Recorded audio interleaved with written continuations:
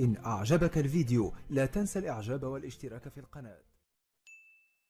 قال ابن سيرين: بعث عمر حذيفة إلى المدائن أميرا عليها، فذهب على بغلة وبيده رغيف خبز يأكله حتى وصل إليهم، فاستقبله الناس، فقرأ عليهم حذيفة عهد أمير المؤمنين بالإمارة، فقالوا: سل ما شئت أيها الأمير.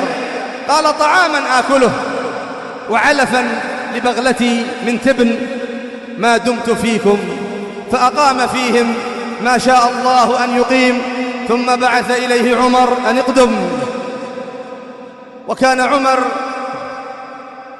يحب أن يختبر الصحابة هل غيرتهم الدنيا أو لا، فكمن له بالطريق واختبأ له في الطريق ينظر كيف يكون حال حذيفة، فإذا به على البغلة نفسها.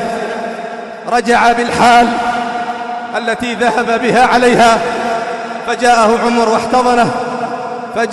عمر واحتضنه والتزمه. قال: أنت أخي وأنا أخوك، من المؤمنين رجال صدقوا ما عاهدوا الله عليه، فمنهم من قضى نحبه ومنهم من ينتظر وما بدلوا تبديلا. جزى الله معالي الشيخ خير الجزاء، وجعلنا الله وإياكم ممن يستمعون القول فيتبعون أحسنه.